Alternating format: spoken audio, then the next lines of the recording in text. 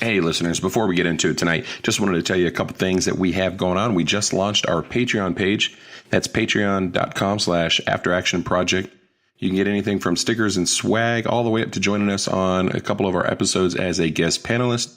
And as always, it would be greatly appreciated if you could share this with your friends and family. And those 5-star reviews on iTunes would be greatly appreciated as well. Thanks again and enjoy tonight's episode. The views and opinions expressed in this podcast are those of the individual co-hosts and do not reflect the official policy or position of the Firearms Radio Network and or their employers. Viewer discretion is advised. This is especially true on live shows. You actually describe the here versus here. It pokes me in my leg. I'm like, my appendix drop was janky as all get out, and it was half a second faster. They fought the shit out of this fire. Yeah, I'll make a little note of that myself here. This is the After Action Project, and we're bringing you the student's perspective on firearms training. This is the podcast that takes you inside the eyes of the student and the mind of the instructor, from practical to tactical, medical to legal, and everything in between. If there's a course for it, this is your fly-on-the-wall After Action destination. This is the After Action Project. Awesome. Welcome back to the After Action Project. So tonight we have Spencer Keeper from Keeper's Concealment. We're going to be talking about his AIWB skills course. The student for y'all tonight is going to be Scott of modernsamuraiproject.com. Be sure to hit that subscribe button down below, as well as the little alarm bell thingamajig. That way y'all can get the notifications anytime that we go live. And then, as always, feel free to share this out with your friends and family. So, Scott, talk to us a little bit about the AIWB skills course, and what is your, well, before we get into that, what's your background with firearms, Scott? So a little bit about my background in general. So I'm a lifelong martial artist, Taekwondo, wrestling, mostly Brazilian Jiu-Jitsu. I live in Northern Virginia, so the free part of Metro DC, and it's impossible to train in martial arts out here without meeting, other LE military secret squirrel guys. And just through that affiliation with them, doing some private lessons there, my buddy Al DeLeon, who works for the State Department, started giving me some shooting lessons. Got into it, hurt my knee, eventually had to get a knee replacement, and the only thing I could do to punch the man card was go shoot, right? And then from there, it just became another passion, another martial art for me. So non-mil, non-LAO, my forte is teaching people how to be fast and accurate with red dot pistols. So awesome. Well, we're looking forward to hopefully having you and one of your students on in the future. Cool. Hey, Spencer, talk to us a little bit about the AIWB skills course and what students need to bring with them to that class. So the AIWB skills class is, it's more about how to live with a gun, every day from appendix. It has a lot to do with choosing a holster. A holster is very specific for AIWB, or at least it needs to be. And I spend quite a bit of time, going over holster theory, concealment theory, how to adjust a holster, what to look for in a holster when you're looking at buying one, etc. Then I, of course, I spend a lot of time on safety. AIWB has such a bad rap of, you're going to shoot your blank off, or you're going to shoot yourself in your femoral or whatever, So I spend a lot of time kind of debunking those myths, if you will, and then talking about how that strong side carry can be just as dangerous, or if not even more dangerous than appendix when you're reholstering. And I even show folks, how to reholster strong side. In in my thoughts, correctly or safely, where you're not flagging yourself with a gun. Then we go over, I'm a handgun instructor, I'm pretty decent running a handgun. So, I can't not help but to talk about the fundamentals of shooting a handgun and how to shoot them well. Talk about garment clearance from appendix, both, two-handed, strong-handed, support hand only. We do support hand, we do strong hand only reloads and support hand only reloads. I don't talk a whole lot about, two-handed reloads during that because most people have, that as a fairly good skill set already. And that's not really the focus of the class. I do more of that in the essential handgun skills class. So, and then from what do they need to bring? Good modern semi-auto or revolver. I've had some guys run it with a revolver. That's fine. I prefer to have them run with a semi-auto just so they're not, kind of holding the line up, loading so much. An appendix holster, or get in touch with me. I'll have a few loaners there if somebody wants to. They're like, hey, I don't know anything about this. I want to try it. I typically have some loaner holsters for Glocks and M&Ps. Kind of the more common guns, maybe. Maybe a Beretta, PX4 compact carry or something like that. I might have a few extra holsters because I bring a big bag of holsters and literally go through each one and start talking about, what I see good and bad in all of it. And really the lecture part of the class has been like hands down about the favorite thing most people talk about. Because they get a lot of information on how to look at a holster, and the most common feedback that I get is, man, if I'd have taken this class 3 or 4 years ago, I'd have saved myself $1,000 in holster bills. So, but you're an iPro, about 100 rounds, 350 rounds of ammo, et cetera. So basically, normal stuff for a class. The only caveat there is if you follow the safe reholstering procedures that I talk about, then I might, be like pulling you off and having you go take a break, or maybe even have you just unload and run the rest of the class dry, et cetera. So I have a follow up for Scott, who is apparently his nickname Jedi. Spencer mentioned a little bit about the lecture portion of the class. Can you tell us about the balance between the lecture portion, practicals, how much range time, if there's any kind of thing? Talk to our audience about kind of the flow of the class between lecture, practicals, and hands-on the range stuff. Yeah, I would be happy to, mostly because Spencer doesn't like talking about himself. So, so let me do that for you, bro. All right. So, and that being said, the class was a while ago. I'm going on 2 years ago when I took it. Hopefully, I'm going to be getting a refresher here. But I would tell you, it's exactly what Spencer said. But the flow of it's very important, right? Because most of the students that first come to his class, they're one of two people, right? They are people that everybody's committed to AIWB, right?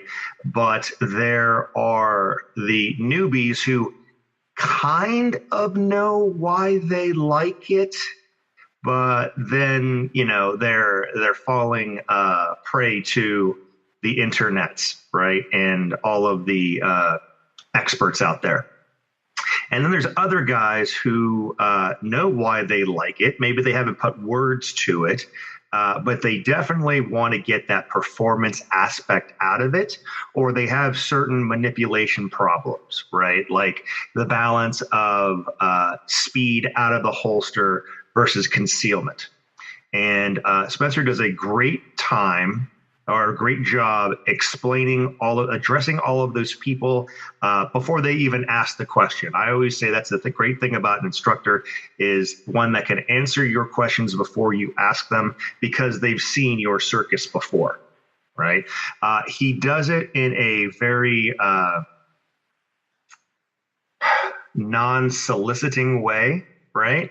There are probably, as far as appendix holsters, there are really only 3 out there that I think are really, maybe 4 that are worth anything. I won't name their names. One I will because he's my buddy. He's a buddy of Spencer's too. John Hotman at Filster. There's guys like Tom Kelly over at Darkstar.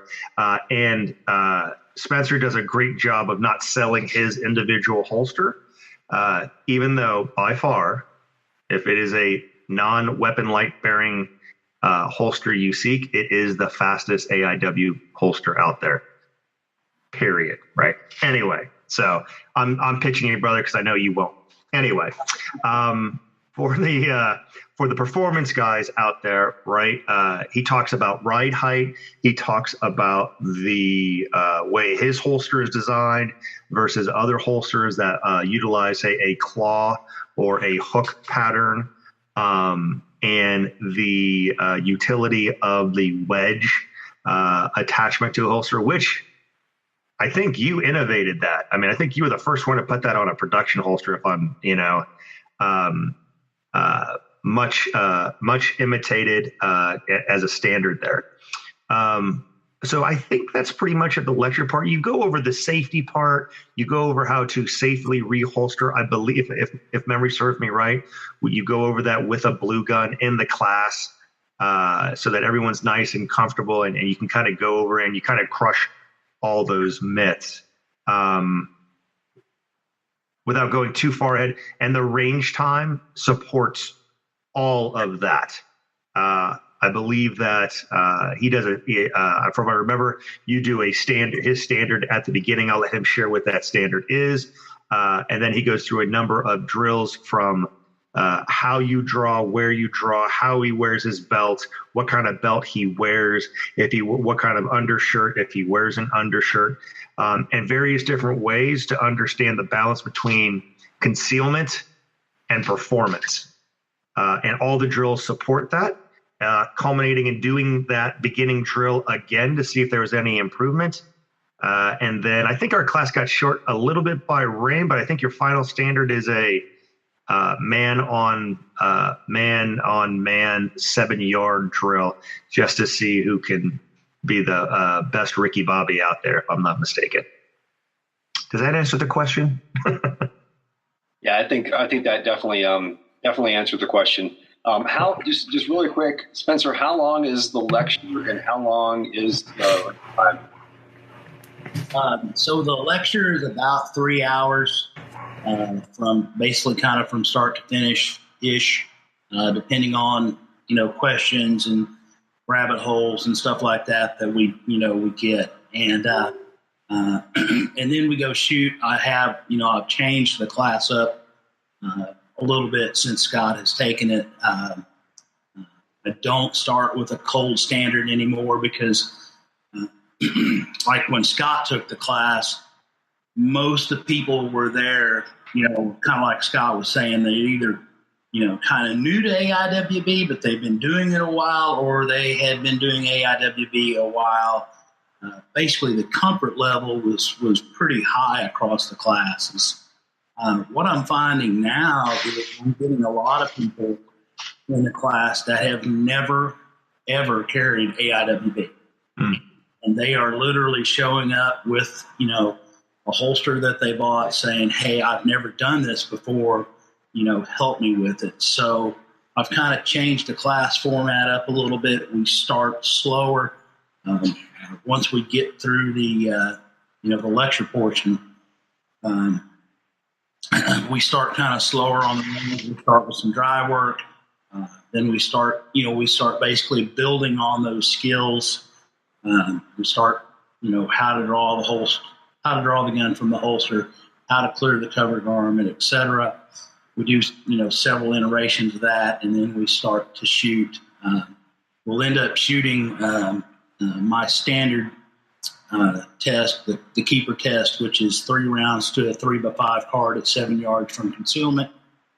And then at the end of the class, instead of having, a man versus man thing, I have adopted the 9-round close speed. And I've done that because it kind of does the same thing as the, the man versus man deal, because I give away two of my, keeper's concealment top shooter hats during the class, one for the fastest time on my test, and then one for the fastest time on the 9-round close speed test. We do quite a bit of target transition work in the class as well. And so that's kind of why I do that 9-round close speed drill at the end, to kind of push people, way out of their comfort zone as far as drawing the gun fast and moving the gun fast and making fast, accurate hits. So, and it's a lot of fun. Trust me. It's the most fun you'll have with a handgun and 9-round gun. That sounds. So what is that 9? I have a couple questions. I want to jump back to Scott, but first, what's that 9-round? You said it was a 9-round close speed. Yes. So I got that from my buddy Ernest Langdon, and basically you have 3, let's say IDPA targets, or pistoltraining.com targets, etc. You have 3 of those stacked right on top of each other, if you will, side to side. You're about 1.5 yards-ish from the targets. Basically, you draw and shoot 1 round to each body going one way, say left to right, 1 round to each body going right to left, and then transition to the head box and shoot 1 round in each head box. Sounds like fun. It's basically a draw, 7 transitions in 1 split.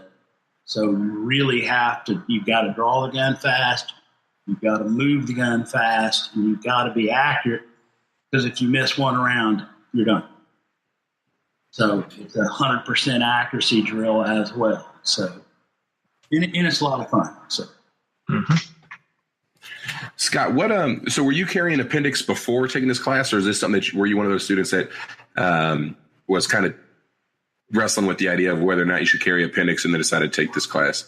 I had probably been carrying for about a year or so, appendix, maybe even longer than that. But appendix was kind of like the so you have the circles, right? When you walk into a place and you see a dude with plaid and khakis on and that little bump, right? And you're like, yeah, buddy, right? AIWB is that same circle, but even smaller.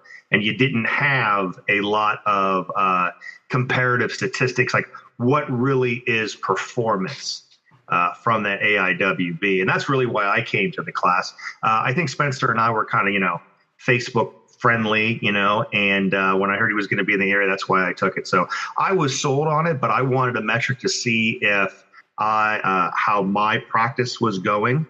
And really at the time, plenty of guys taught some AIWB stuff in their class. Ernest Langdon, Steve Fisher, Aaron Cowan at the time, but nobody concentrated on that skill. Right. And the thing that I always notice, whether you're going for practicing the fast drill or build drills or any other sort of drill that came from the draw from a concealed position, where everybody just falls apart is at the very beginning on the draw from AIWB or whatever. But nobody really practiced that. Everybody was worried about the hole at the end not getting the gun out from the position. So that's why I took it. So nice. Judson, I think you had a question. Yeah, I actually had a question, but I'm gonna defer over to some listener questions because they're more important than I am. The first one should be a fairly simple answer, then I'll ask the more complicated one. Nathan Peoples, one of our buddies over at the We Like Shooting Patreon page, asked, this is to you, Spencer, by the way, what is the biggest mistake Spencer sees people make with appendix inside the waist? The biggest mistake I see is people reholstering incorrectly. They're not bowing their hips forward. They're muzzling themselves at some point in time, or they're getting the gun right to the holster and shoving the gun in, kind of in an empathetic, hard-suited shove of the gun into the holster. And I talk about this, in my class, and I wished I would have kept the newspaper. I walked into my local Starbucks one day, Sunday morning, and here's the Sunday Oklahoman on there, and the top page, front page, top of the fold said helicopter crash. Pilot says everything was fine until it wasn't. Well, that's the way it's going to be. Everything's going to be fine until it's not. Unless you would say reholstering techniques, literally every single time. So that's the thing I see them doing wrong the most. Or at least that's what I am the most concerned with. I see some of the guys having, the wrong holster, the wrong setup, it prints badly, etc. I see that commonly, but I'm way less in the safety aspect of it. I'm way less concerned about that as I am them reholstering. Cool. So the next question I have is from Life's a Bench. And I know exactly who that is, but I'm not going to say his name because he's some sort of alias for some reason. He may be in the air flying. So his question is, and he words it as a statement, but I've heard Spencer talk up double action, single action triggers, and I don't understand the disparity between one size fits all striker handgun. I would love to hear his thoughts.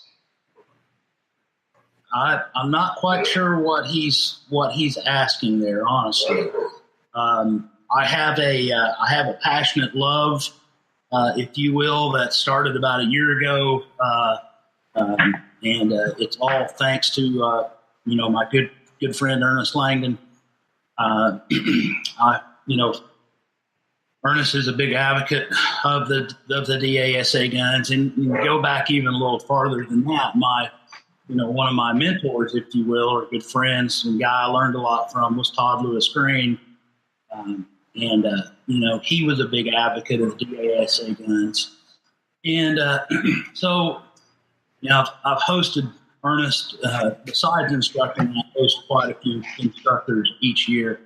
I've been doing that for over a decade now.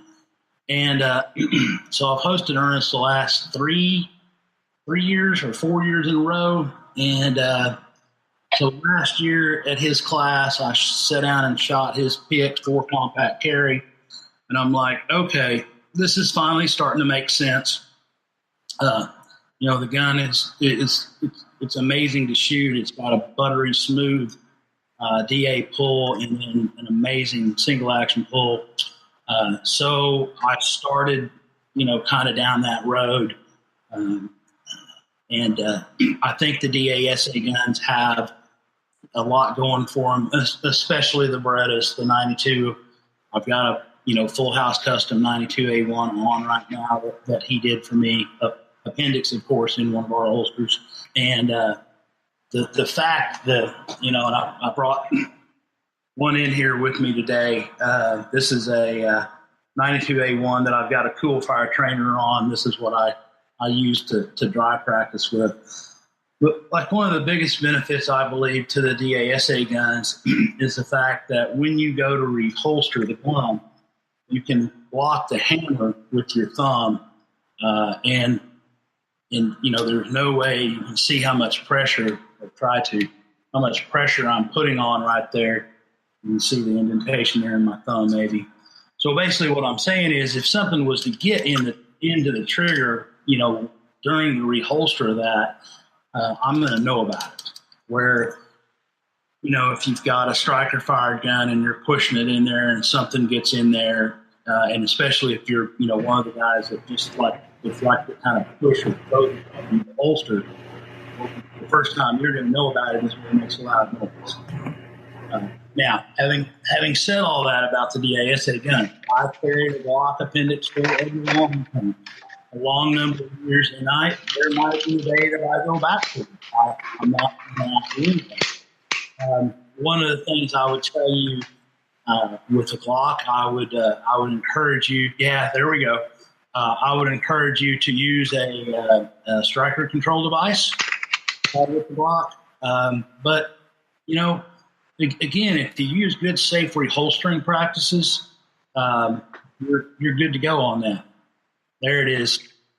So I kind of hope that answers his question, because I'm not quite sure really exactly what he was asking by that. Hey, can I jump in there? Because I hear that question a lot from when guys don't want to ask, striker guys don't want to ask double action guys why, right?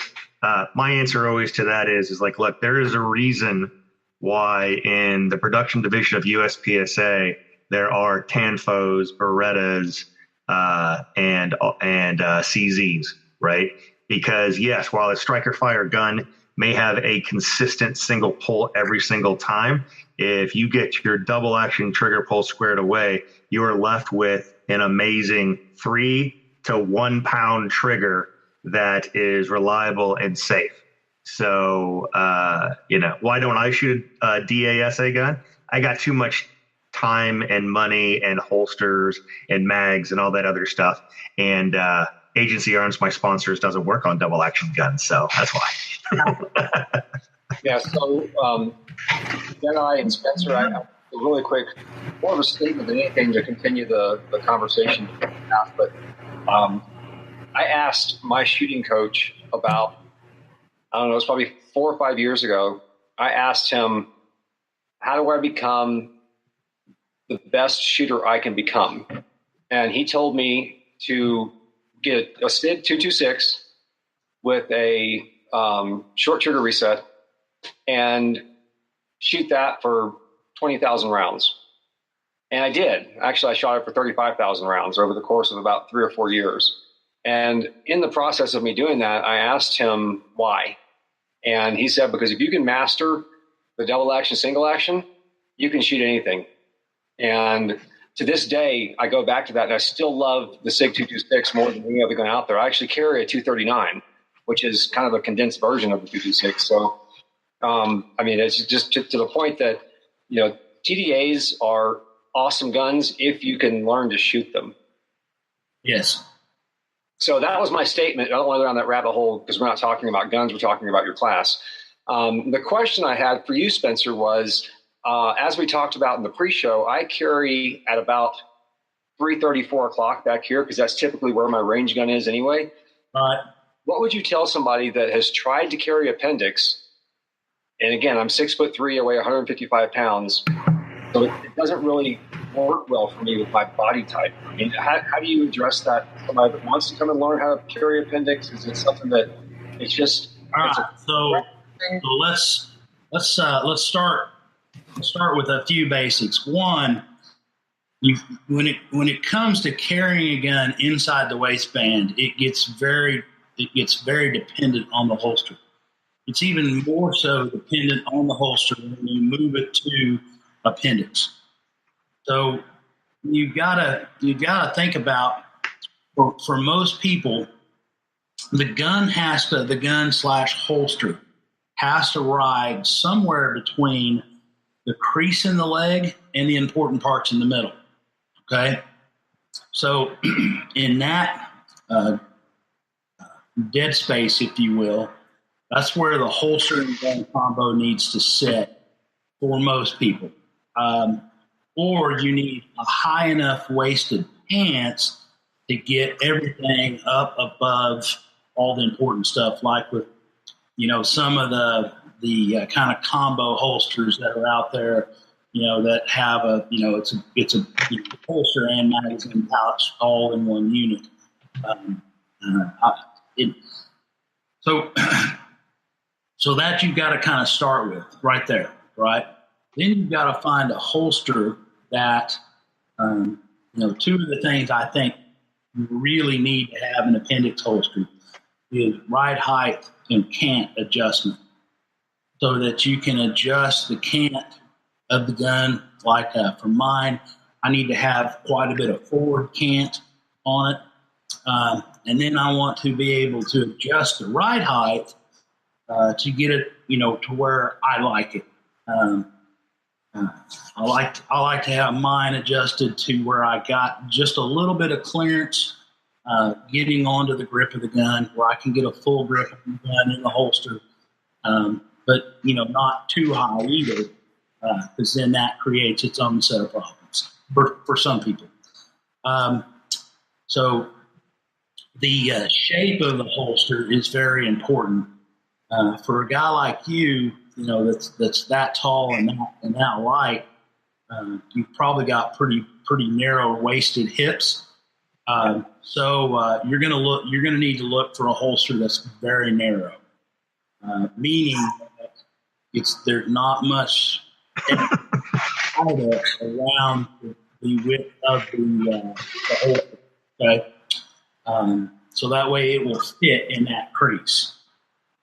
Guys that are, maybe smaller, shorter, that's kind of their thing too. Well, then, so what gun? So right now I'm carrying a 239. In the wintertime, I typically carry a 320 compact. Right. Just because it's bigger and I can hold more, ammos in it. So as far as what you're talking about at the appendix position for somebody like me, with that, I'm the captain of Team Skinny. What type of firearm are you looking at? I mean, are we talking 365 size? Are we talking, can you do the Glock 19 kind of thing with somebody like me? What's your experience when it comes to the firearm itself? What I'm going to tell you there is, at some point in time, it is highly clothing specific. Okay, I know guys that are basically your size, a little maybe not quite as tall, but that are walking around with a Glock 34 on and conceal it just fine. And I know quite a few women that are a few women that are way smaller than you that carry a Glock 19 with a weapon mounted light on it and make it work. So it's very dependent on several things. It's kind of a complex equation. It's very dependent on several things. One, it's dependent on the holster. Two, it's dependent on the belt.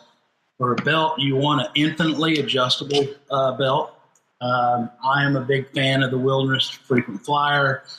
This new Wraith belt that's out is a pretty good belt. It doesn't need to be as rigid as most people think. The more flexible it is, the better, actually, to a point. Belt tension is key with appendix. One of the things I do in my class is I'll do a demo where I will loosen, basically show everybody, hey, look, this is my carry gun, this is my Beretta 92, blah, blah, blah, and I'll have it under a piece of Under Armour like I've got on right now because I'm always freaking hot. And, I'll say, look, it's, the gun's completely concealed, everybody will, agree to that. And then I will take my belt and I will loosen it by 1 finger width. So roughly half to, 5/8 of an inch, whatever my finger is. And at that point in time, you will start to see the gun print just a little bit. So belt tension is another one. Your ride height of your pants is another big part of the equation. If you're wearing very low-waisted pants, you are going to have a very hard time making appendix work. Because basically you've just taken all your space for the gun and holster to be away. Mm-hmm. Then, once you kind of done that, then you got to look at shirt fit. If you're a Paul Sharp and wearing a medium shirt, it's just not going to work. Right. So when people say, "Oh, well, I've tried appendix and it doesn't work," what that typically says to me is they've taken a holster that was meant for strong side carry, put it up front in the appendix position, and went to sit down and said, "Oh my God, that doesn't work." And you're right, it doesn't. It's very specific. And what I would tell you is look for that narrow, very narrow holster. And when I'm talking about narrow, what I'm talking about is that there not be any more width on the frame and slide here than what really needs to be there. So it's not like what you're talking about is that. So that's like, that's not going to be comfortable for anybody in the appendix position. Right. Way too wide. You've got to think about where the holster has to sit. Well, if it won't fit in that area, well, then it's not going to be comfortable. Yeah. We had an email just the other day or a week ago or how, and the guy was like, "Hey, I've got 2 of your holsters, and I just absolutely love one of them. It's comfortable and it conceals well, and blah blah blah." He said, "The other one hurts when I sit. It pokes me in my leg." I'm like, "Well, adjust a cant on it." And the guy's like, "Oh, you can do that?" And I'm like, "You didn't read the instructions." And so he sends an email back a week later and he goes, "Oh, dude, it's perfect. I love it." So that having that ability to adjust a cant so that it fits in that spot is very key. I sat down one time, and I don't mean to preach on this too long, but I sat down one time and I wrote out like everything that affected, comfortably carrying a holster appendix, and it was like 12 or 14 things. So it can be kind of a big equation. But as far as, gun, like I was saying, dude, you could probably carry your SIG 226 or a 229, your 320 up there with no problem. Yep. Can I add something to that real quick, if you don't mind? Absolutely. So,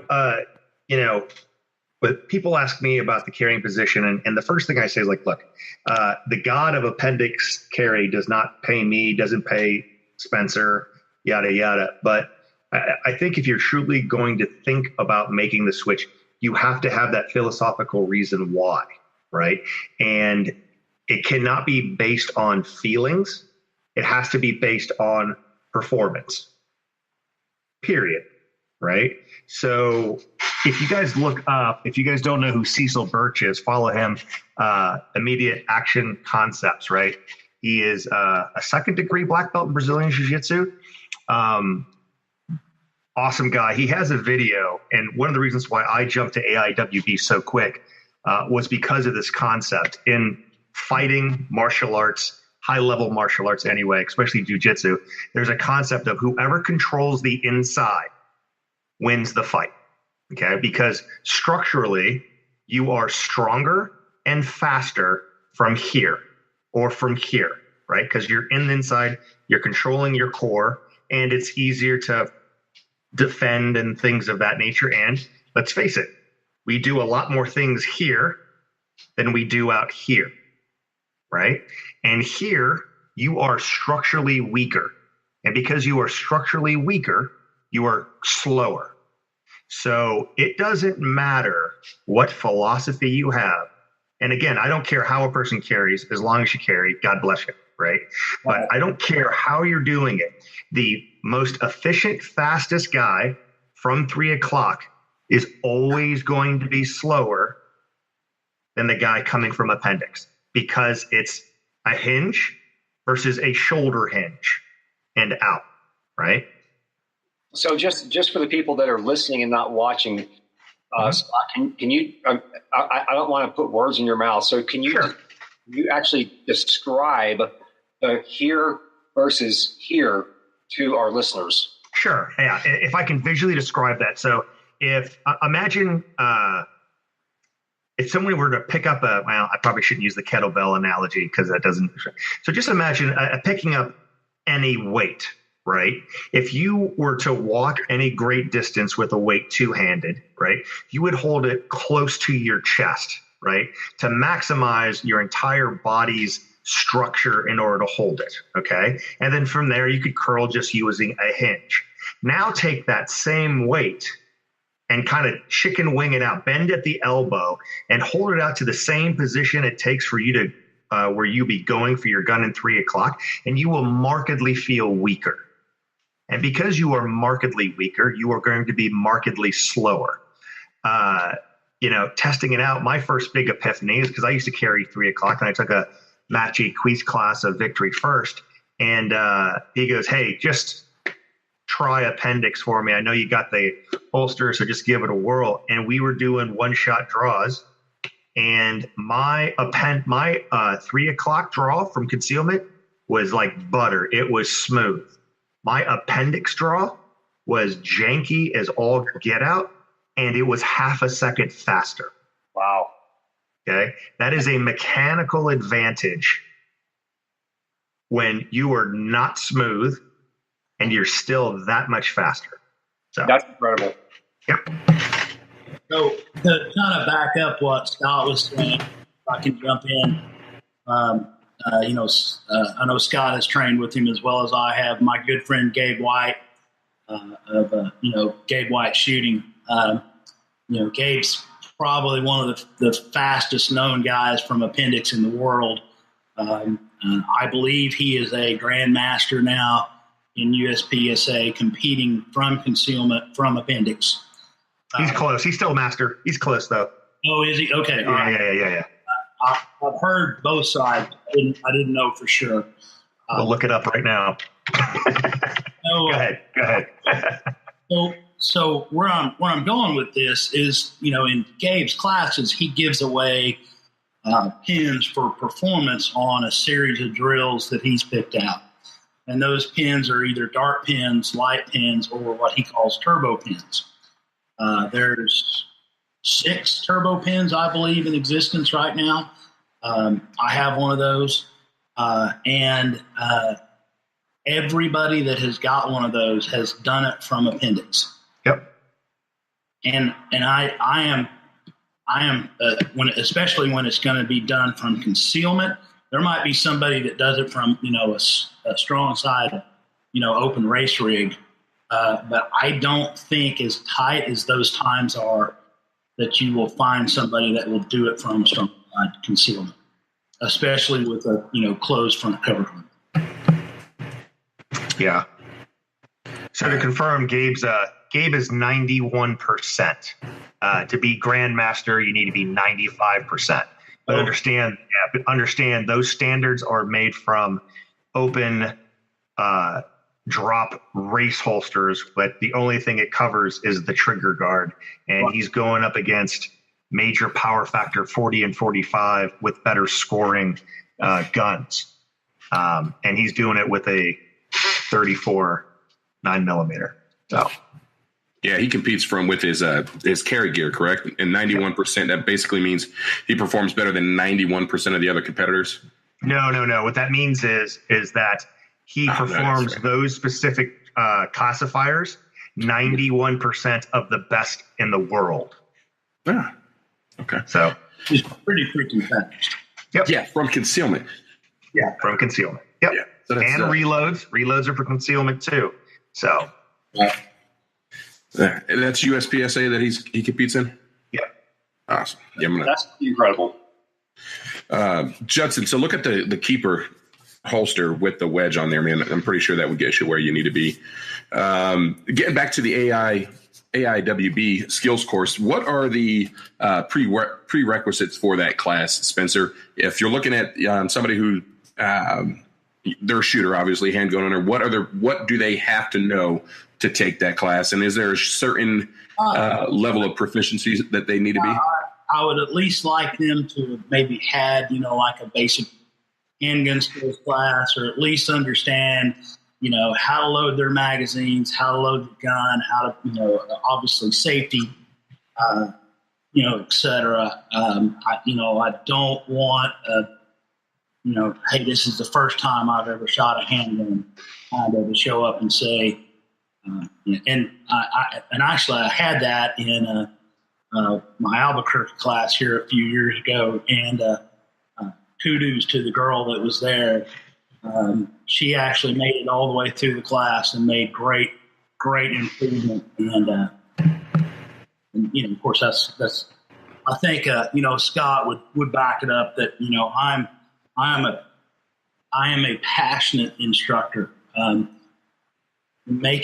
Having the students get a technique and perform better than they were, is why I'm there. Kind of like the holster company. I wished that I made money off the holster company.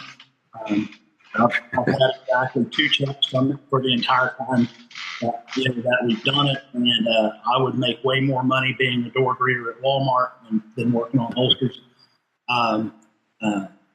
But we do it so people will have that tool to carry a gun and defend their lives with. And, I'm very passionate about that.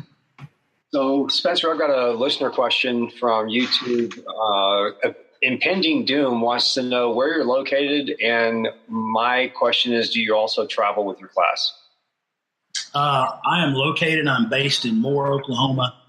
I travel kind of all over the country. I think I'm in, I'd have to go back and count. I think I'm in like 8 or 10 states this year or better.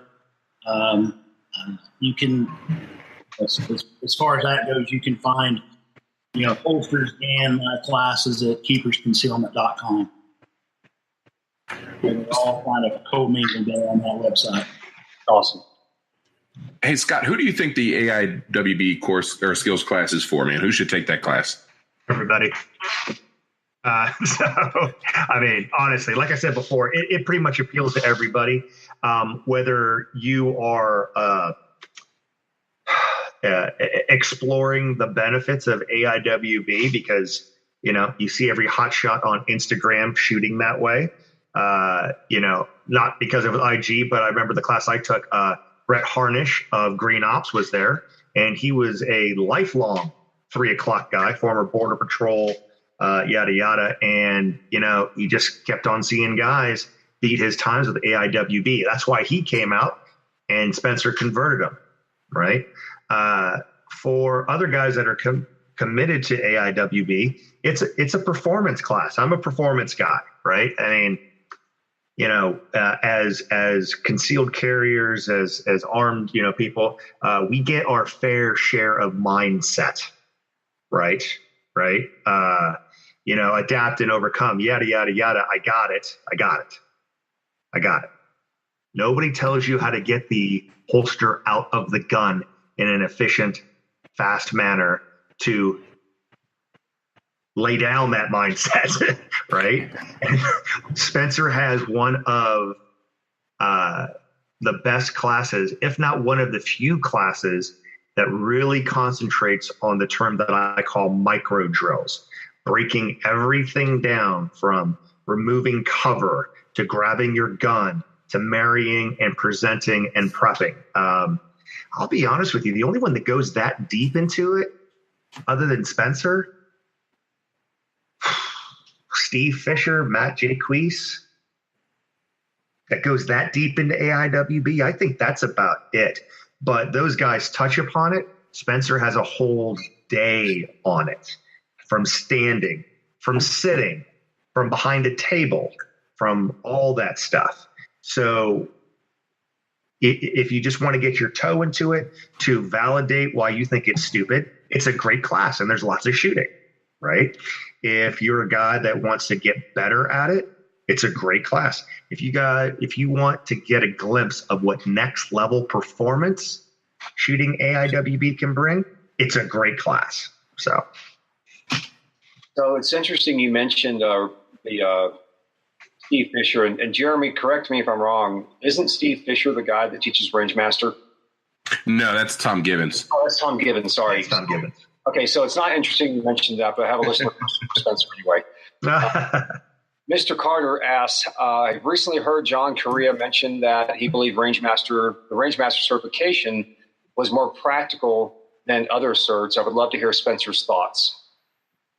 Oh, so, Tom and Lynn Gibbons are good friends and mentors. Tom has been a big mentor for me and a good friend. I've hosted them a lot. I've taken a bunch of classes from Tom, and I would tell you that his 3-day instructor class is back when I took it, which was like in 2009, I believe, was probably one of the most difficult classes I've ever taken. It truly is an outstanding class. Well, basically, in that class, you have to Tom will assign you a block to teach, an item to teach on. He'll assign you into groups. So your group will have to come up with a lesson plan, a classroom aid. Then you'll have to do a presentation. You have to take a very hard written test, and then you have to shoot, and you have to pass the FBI instructor qual, which is the FBI instructor, the FBI qualification at 90%, I believe, or better. Tom's test at 90% or better. Those are no joke. Those are some. If I remember correctly, that FBI qualification has several rounds at 25 that you have to hit. Is that correct? Yeah, I think it's 60 rounds now. They in 2013, I believe, they changed it up a little. They added more stuff at that 7-yard mark or inside like 3 to 7. Right. And then they actually took out the training position. Thank God. Yeah. They literally went and looked. All the FBI shootings that they've had, no one ever shot anybody from front. So they took that out. Yeah. So, but yeah, you've got to pass those, and then if you want to take it a step farther, he has a 2-day, advanced instructor class. That's very good as well. He goes pretty deep into medical on that one, and then the shooting gets even more intense on that. So. Nice. Yeah, I'm a huge Rangemaster Tom Gibbons fan. I taught for the last 7 or 8 years at the Rangemaster Tactical Conference.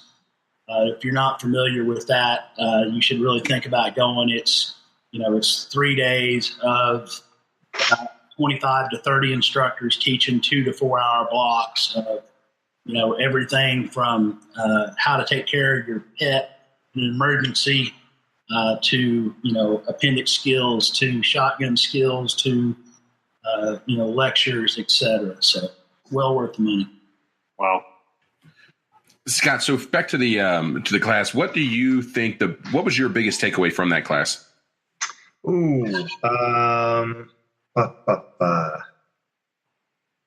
It's going to sound funny. And you got to remember, I don't want to use the word advanced, right? But at that point, I was probably shooting anywhere from 1,500, 2,000 rounds a month. I was just getting into competition and stuff like that. So although it's going to sound weird, I was more interested in Spencer's his kind of setup, his loadout, and how he did things, right? I was interested on how he gripped the pistol, and he and I have had conversations about that. He wears a Under Armour rash guard that doesn't pop out every single time he grabs his gun. I was interested in how he sets up the wedge on his holster. And his POI and the way he taught and the way he explained things and students' reaction, if that makes sense. Yeah, that totally makes sense. Those are kind of some of the things that I look for when I go out and train as well, in addition to what we're talking about with handguns. Right. I always say that it's interesting. I always say this about Gabe White, but when I really think about it, Spencer's kind of the same way in that they're comic strip characters. They wear the same clothes every single day, just different colors, right? And there's a method behind that madness, and it's consistency that yields performance. I'm the same. I mean, the exact same way. Yeah. Spencer, what are some of the challenges that students have coming into that class, and some of the things that I guess some misconceptions that some folks have that are kind of distilled and worked through during your class? Well, kind of like we talked about, one of the biggest ones is my gosh, I'm gonna shoot my jump off, or I'm gonna get shot in the femoral artery, or et cetera. So I kind of talk about that, and talk about how the gun, once the gun's in the holster, theoretically it should be essentially inert. We've had a case here recently where that wasn't the case, but from what I understand, there was something actually in the holster. So if you don't reholster correctly, or if you get something in the holster and you're not aware of it, and the gun goes off, it doesn't matter where it is on your body, right? Whether it's appendix or strong side or small of the back or whatever, at some point in time, the muzzle is pointing at your body. And so I equate being shot is the same. If you get shot, it still counts. So, it's not like I've just been shot a little bit. And bullets do weird thing. I wished I'd have kept it now. There was an article and some x-rays and stuff from a dude that shot himself in the butt, reholstering strong side with a 230 grain hardball 45. Yeah. They found the bullet in the left lung up above his heart. So, bullets do what they want to. So that's kind of one of them, kind of getting them over that hump mentally. Because it is an adjustment. I will tell you that, from the moment that I decided I was going to try and see if I could make it work, which is an interesting story. Maybe we can talk about that some other time. That, when I started carrying appendix, I was, okay, there is a little bit of getting used to there.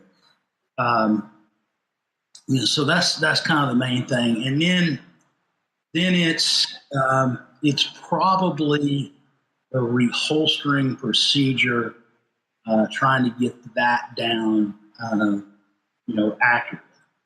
That's kind of one of the things I see guys struggle with a little bit. They'll get really close to it, but they'll still muzzle themselves a little bit, et cetera. Or they'll be really good at bowing their hips out, and kind of doing what I call the keeper squat, kind of a little inverted squat to holster the gun carefully.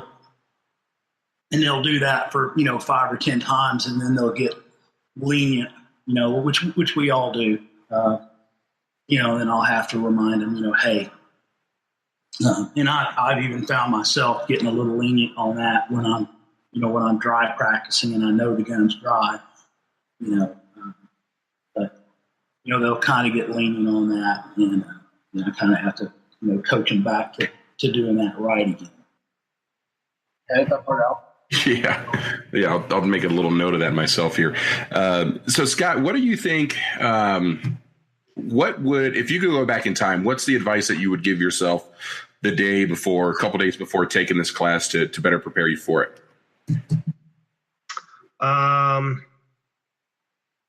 Man, let's see. I should probably ask Spencer on that if I screwed up anything. What would I better prepared for this class? Or for somebody who's taken a class, not necessarily yourself, but, if I'm going to go take that class, what's some advice that you have for me getting ready to take it? Yeah, I would say have an open mind, right? Because Spencer addresses a lot of misconceptions, myths, and if you are stuck on one thing, you're going to miss a lot. So it's drinking from a fire hose, but it's an amazing fire hose full of rainbows and unicorns. Yeah, just keep an open mind and understand that you're going to have a lot of information for you, and ask what questions. I think that was probably the biggest thing. I was surprised at, maybe I'm not remembering this right, Spencer, but I was surprised at the lack of questions, Go ahead. It's quite common for me to get done with my lecture and be like, okay, does anybody have questions on anything, that I've covered to this point? And everybody just be sitting there with their, basically with their eyes wide open and their mouth aghast, no. And I don't know if it's, that kind of drinking from a fire hose, they're a little, overloaded with information, or if I've covered everything. And, typically everybody says, well, you've covered all the questions I was going to ask. So, and then some. So that's why, and I think that's half true, half not, right? I don't think they come in knowing what to expect. But for example, if your holster's uncomfortable, ask why it's uncomfortable. If you can measure your one shot draw from concealment with a sundial, you need to ask why. Right? If your grip is crap, you need to ask why. If you are paranoid about anything printing whatsoever, so basically the front strap of your gun is below your belt line, ask, is that important? If you've broken your middle finger because you're jamming it into your belt buckle because the thing's so low in there and you're wondering why it's hitting into your nethers all the time, ask why, because Spencer does have the answer. Nice. We have I think one or two more listener questions that I want to run by you guys before we wrap it up. Ryan wants to know, what are some methods for clearing your shirt when drawing from appendix? Well, there's what I prefer is I'm going to if I have two hands, I'm going to use two hands to draw the gun. Okay. I know there's some instructors out there that teach, different stuff. I respect their opinion. But if I have two hands, I'm going to use two hands to draw the gun. For me, I'm going to reach down with my support hand about center line, grab the bottom edge of my cover garment, and basically just bend at the elbow. That will actually take the cover garment away from the body and then back to it. I'll get a full grip on the gun in the holster as soon as the cover garment is cleared. So I'm doing that basically, simultaneously. As soon as I get a grip, the gun's coming out. I'm going to bring the gun straight up underneath my dominant eye, whichever eye that may be for you. I'm going to drop the cover garment as soon as the gun gets higher than my support hand. And then I'm going to mate the two in what my buddy Mike Seeklander talks about, a Judy chop. So you don't know what a Judy chop is, right? But I'm going to mate with a little Judy chop. I'm going to wrap the gun up with both hands as I'm pushing the gun out to the target. And basically, I like to bring the gun up high and push the front side out basically on the eye target line. That's my preferred way of doing it, and I have, it's probably not worth getting into here, but I have the whys, and I talk about the whys that I have that way in the class.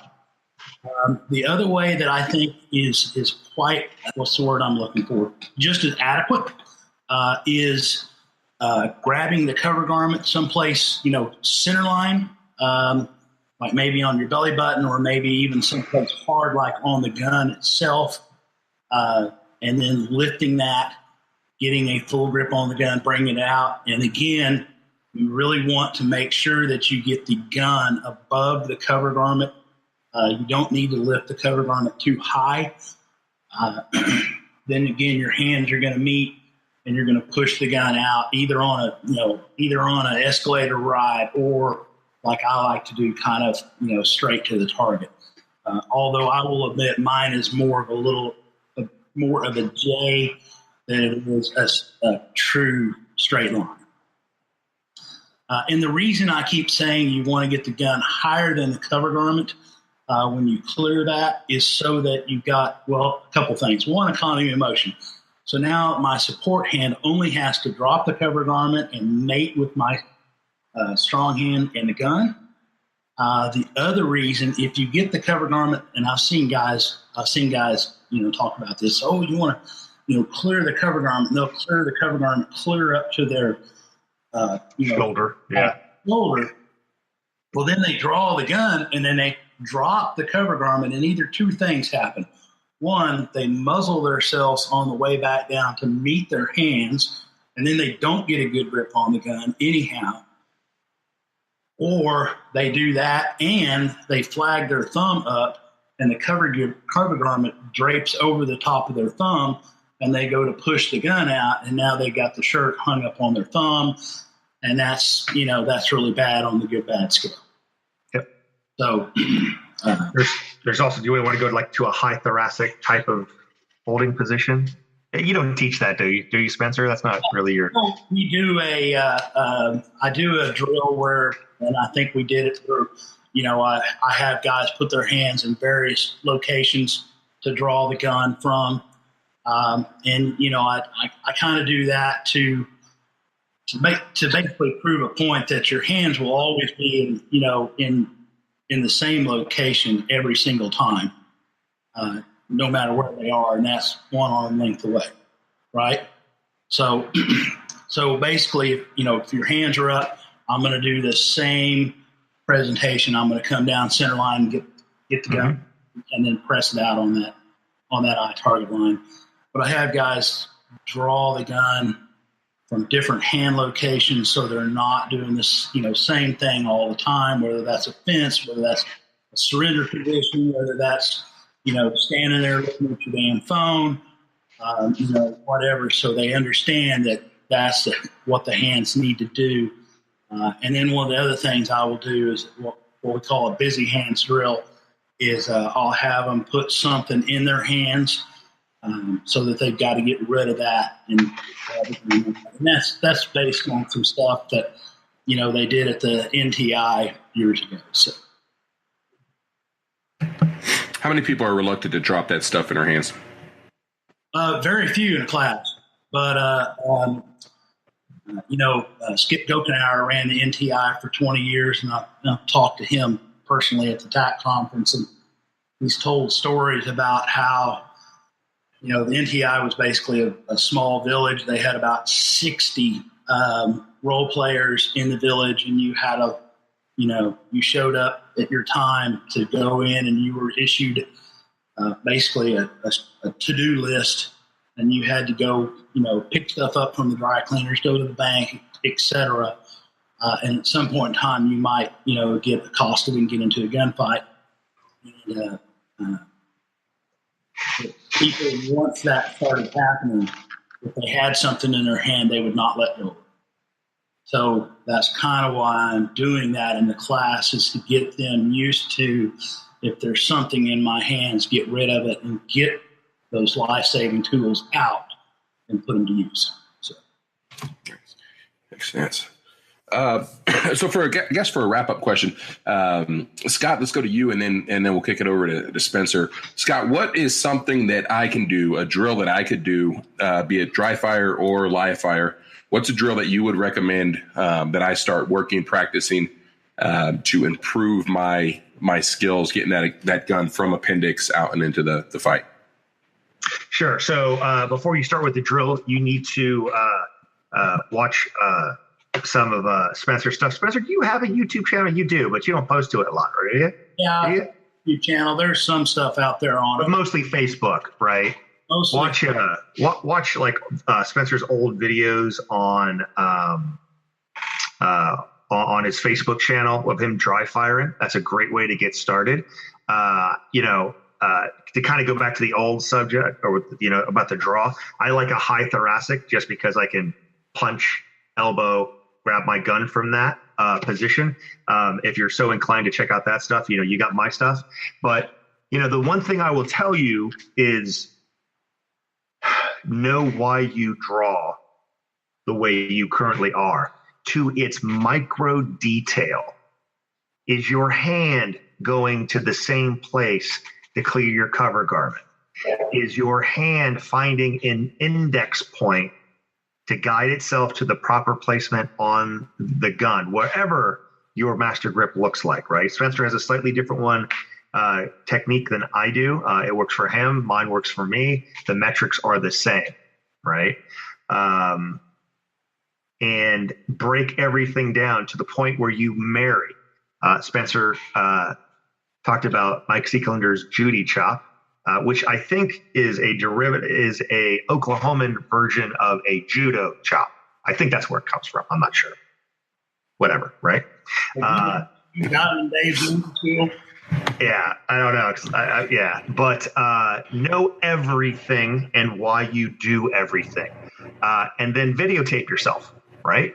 And eliminate any useless frenetic motion that you don't need, right? For example, what I see all the time is on the draw, right? Regardless of what position they are, people think they have to do this, right? Because we're alphas, right? And we like to do work. So if a little work, actually I don't want to hit my cord here. If a little work is good, a lot of work must be better. That is absolutely not the case with the draw, right? So be honest with yourself. Know why you do everything. If there's useless motion in there that you don't know why you're doing it, eliminate it. Speed is the economy of motion, right? If you grasp those things, and maybe you don't know why you do certain things, and you need someone like Spencer to tell you it's okay not to do those things, right? It's okay not to. Actually, I'm not going to get in trouble. I'm going to get in trouble if I say things, but it's okay not to do a squat into Kung Fu Turtle. It's okay not to do those things, right? And Spencer will show you how to do those things. And to back up what Scott said, just a second, he's absolutely right. Or to add to that, one of the things I like to do, and I still do, I recommend for, kind of that newer shooter that's trying to build skill, draw in front of a mirror. Then you've got instant feedback of what you really do. And you start cutting out that view. Yeah. I like videotaping myself with a camera or a smartphone, right? Setting it to a timer, uploading it to YouTube, put it on unlisted so your friends can't mock you, right? And then slow it down to the 25% so that if you're really going on the B of the beep, not the P, right? Because the beep is 0.3. And when you slow it down, this little thing looks like this big thing. And video speaks to the soul because it's you in your home, in your safe area. It's your timer, it's your camera. There is no escape. That goofiness belongs to you, right? And for some reason, man, you get rid of it just like that. That's great. That makes sense. Spencer, you have anything else for our listeners and viewers? You know, kind of my passion, you know, and I think Scott will agree when I talk about holsters. You know, obviously we have a holster company, but I am way more concerned with you finding the right holster than you buying a holster from me. And that may seem or sound wrong kind of in this day and age, but you know, that's just who I am. I have other holster manufacturers linked on our website. So, you know, if we don't make the right gear for you, or we don't make the gear for you at all, you know, give you a pretty good spot to go looking for that. You know, beyond that, it's finding a way to carry your gun. You know, we had a shooting here in Oklahoma City that you guys may be aware of here. It's been 2 or 3 weeks ago or a month ago now, where, you know, a crazy guy shows up at a restaurant and just got shooting into the restaurant. He was a licensed security guard, so he literally had on ear and eye pro when this started.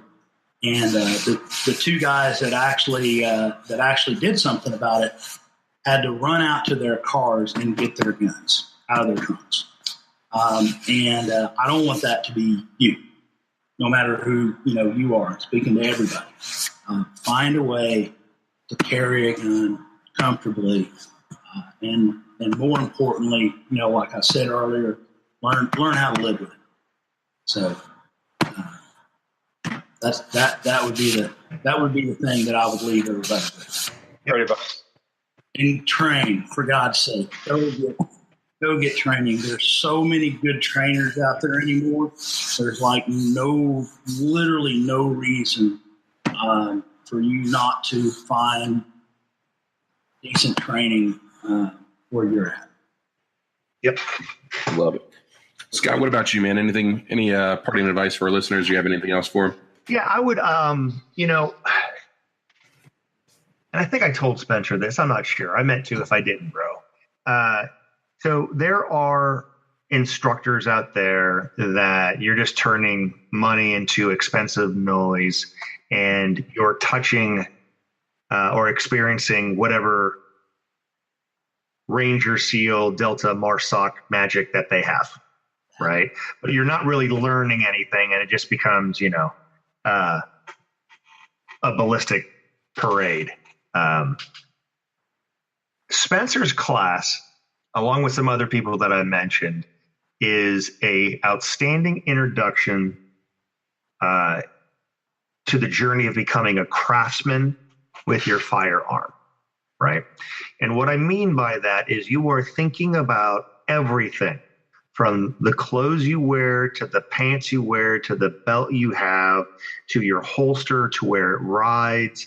And you are culminating all that into drills which perform that can be measured by metrics. Okay.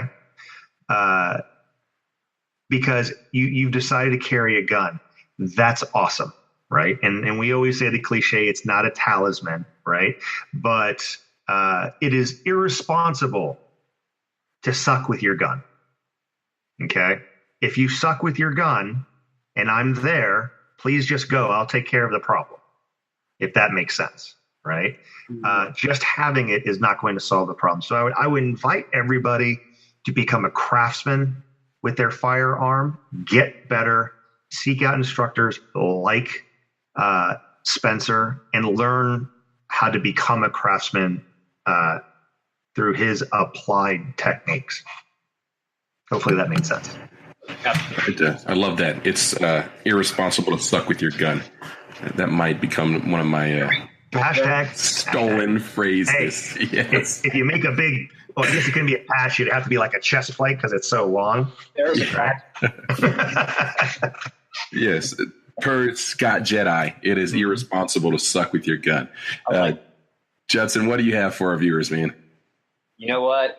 For those of you guys that know me out there, you know that I live in Durango, Colorado, and we've been battling the 416 fire here for about the last 3 weeks now, and it's grown to 35,000 acres. So I don't have any advice for our listeners. I have a request for our listeners. Just please keep our firefighters in your thoughts and prayers. We had over 1,000 people from across the country, literally from Georgia, Virginia, California, all across the country that traveled to Durango to help us battle this blaze. And they fought the shit out of this fire. I mean, I drove up 550 the other day, and there are literally subdivisions that have a 360-degree burn around them, and not one structure was lost. So I want to thank our firefighters and first responders out there for saving our town of Durango and saving all the structures just north of us. I mean, it's literally a couple of miles that way from me right now. Wow. It's still burning, but it's burning in the wilderness area now, so they're kind of just letting it do its thing.